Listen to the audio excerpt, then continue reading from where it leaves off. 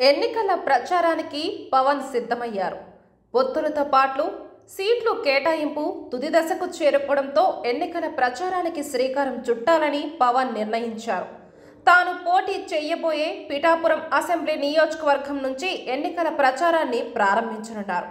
ఈ నెల 30వ తేదీన ముహూర్తంగా ఫిక్స్ చేశారు. అక్కడి నుంచి రాష్ట్ర వ్యాప్తంగా ఎన్నికల ప్రచారం ప్రారంభిస్తారని జనసేన వర్గాలు చెబుతున్నాయి. ఇప్పటికే జనసేన 18 అసెంబ్లీ స్థానాలకు అభ్యర్థులను ప్రకటించిన సంగతి తెలిసిందే. టీడీపీతో పాటు బీజేపీ అభ్యర్థుల ఎంపిక సైతం దాదాపు తుది దశకు చేరుకుంది.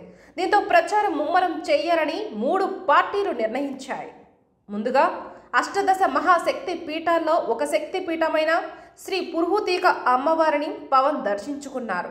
అక్కడ వారాహి వాహనానికి పూజలు చేసిన అనంతరం దత్తపీఠాన్ని సందర్శించారు. 3 రోజుల పాటు పిఠాపురం నియోజకవర్గంలోనే పవన్ ఉండనున్నారు. పార్టీ శ్రేణులతో వరుసగా సమావేశం కానున్నారు.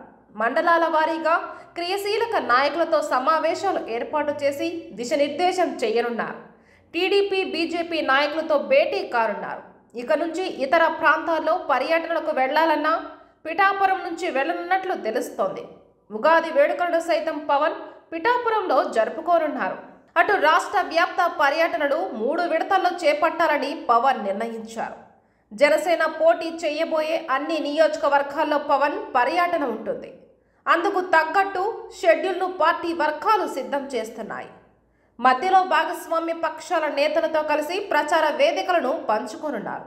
చంద్రబాబు, పురంధేశ్వరి, బీజేపీ అగ్ర నేతలు కలిసి ఎన్నికల ప్రచార సభల్లో పాల్గొననున్నారు. జనసేన పోటీ చేయబోయే కాకినాడ, మచిలీపట్నం పార్లమెంటు స్థానాల పరిధిలో కూడా పవన్ ప్రచార సభలు ఎక్కువగా ఉండేలా జనసేన నేతలు ప్లాన్ చేస్తున్నట్లు తెలుస్తోంది. మరోవైపు ఎన్నికల ప్రచార శైలిపై పార్టీ కేంద్ర కార్యాలయంలో పవన్ నేతలతో సమీక్షించారు. 3 పార్టీల శ్రేణుల సమన్వయంతో ముందుకు సాగడానికి అనుసరించాల్సిన వ్యూహాలపై చర్చించారు. పిఠాపురంలో పవన్ ని ఓడించాలని వైసీపీ పక్కా ప్లాన్తో ఉంది. ఇప్పటికే అక్కడ తెలుగుదేశంతో పాటు జనసేన నాయకులను ఆకర్షించే పనిలో పడింది.